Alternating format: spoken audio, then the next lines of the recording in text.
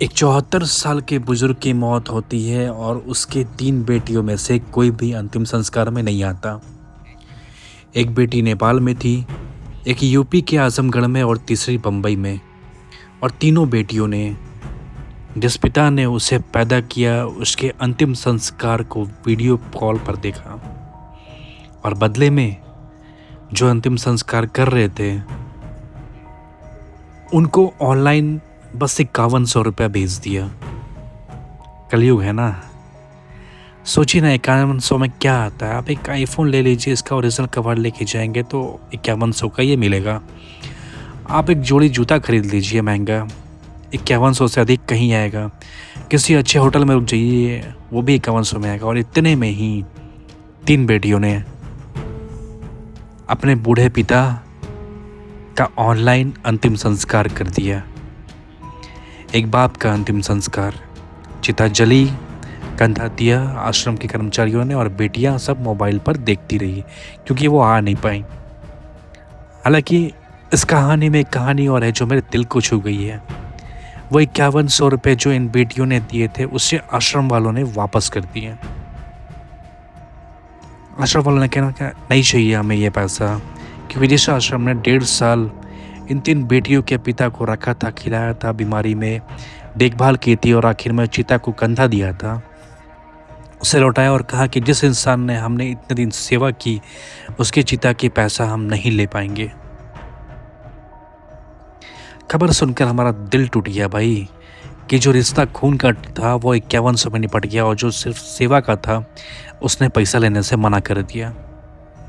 और ये खबर जब से आई है, लोग इस पर बहस किए जा रहे हैं। अधिकतर लोग इन बेटियों को गाली दे रहे हैं, लेकिन आज की इस वीडियो सिर्फ उन बहस के लिए नहीं है, क्योंकि आपको हैरानी होगी जिस आदमी के बारे में ये खबर है, उस आदमी के बारे में जब आप जानेंगे तो हो सकता है आपको एहसास हो कि ये शायद ये हमारी आपकी भी कहानी हो सकती है।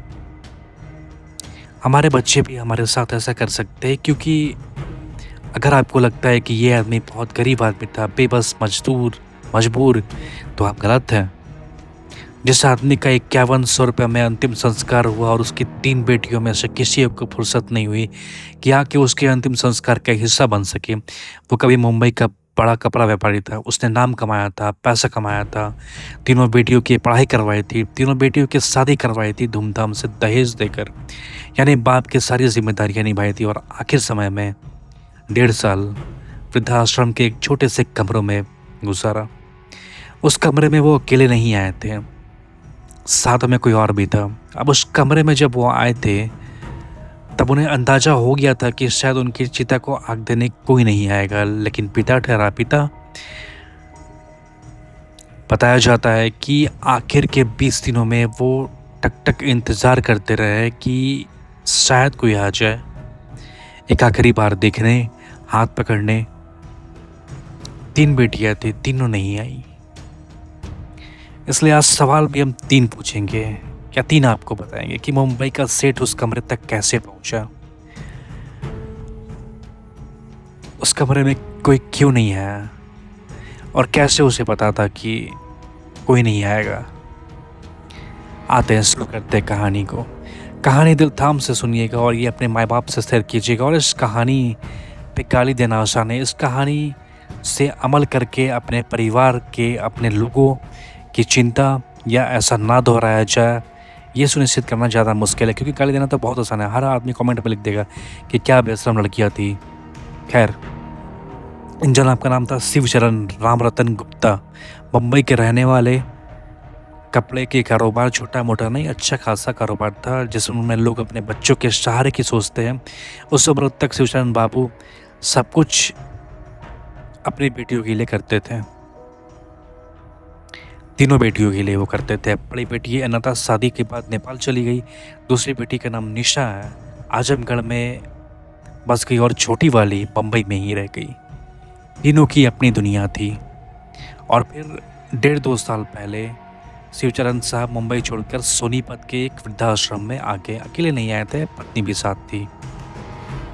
अब यही वो साथी थी जो साथ में आए थे। मुंबई का कारोबारी हरियाणा के आश्रम कैसे पहुंचा, घर में क्या हुआ, बंटवारा हुआ, अनबन हुआ या कुछ भी हुआ, और जो पता नहीं है वो हम बताएँगे भी नहीं, क्योंकि अंदाज़ा लगाना ये हमारा काम तो नहीं है।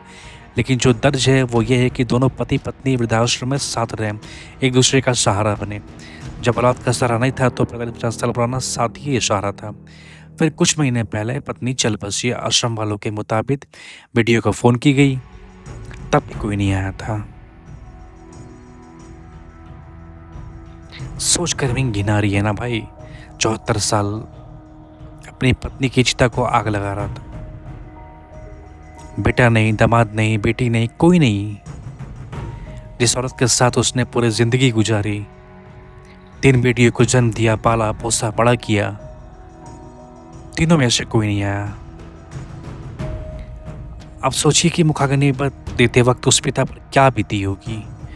सब साल में उस दिन उस आदमी का दुःख बाँटने वाला कोई नहीं था। फिर ये अकेले हरिद्वार के जीवा साथी की अस्थियाँ हरिद्वार में पाई और लौटकर उसी कमरे में आ गए। जहाँ कल तक 2 लोग थे, आज बस 1 लोग बच गए। और यही शायद इनको एहसास हो गया था कि जब बेटियाँ अपनी माँ जिसने 9 महीना कोख में रखा था उसके मरने में नहीं आई, तो बाप के वक़्त काहे आएगी। लेकिन पिता उम्मीद कहाँ छोड़े। सोचा कि शायद गलती का एहसास हो। आश्रम वाले बताते हैं कि आखिरी दिनों में बीमार पिता दरवाजे की तरफ देखते थे। 20 दिन पहले बेटियों को फ़ोन करवाना शुरू कर दिया था कि तबीयत खराब हो रही है, एक बार आ जाओ देखने के लिए, बट कोई नहीं आया। 4 अगस्त की सुबह 3:30 बजे शिवचरण गुप्ता चल बसे और यही जवाब था उस इंसान का।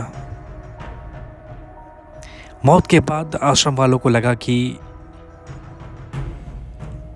अब माँ के समय कम से कम पिता थे, पिता मर गए हैं, पिता लावारिश हैं, तो आएगा आग लगाने। तीनों बेटियों को फ़ोन किया गया। कोई बोली बहुत दूर है, किसी ने कहा टाइम नहीं है, और फिर कहा एक ने कहा आप फूँक दीजिए और हमसे 5100 रुपये आप ले लीजिए। अब आप सोचिए,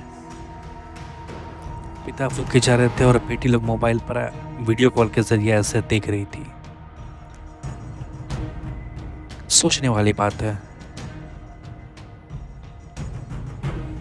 अब बाद में बेटी लोग बोले कि आप एक काम कीजिएगा, उसका वीडियो बना के हमको भेज दीजिएगा। अस्थियों को नहीं मांगा, वीडियो मांगा। जो आदमी अपने पत्नी की अस्थियां लेकर अकेले हरिद्वार गया था, उसकी अपनी अस्थियां अपने आश्रम में थी। और यहीं पर आश्रम वालों ने कहा कि हम आपका 5100 रुपये नहीं चाहिए। हम पैसों के लिए सेवा थोड़ी करते हैं यार। कमाल है यार, मतलब यही कलयुग है भाई, क्या ही कहा जाए।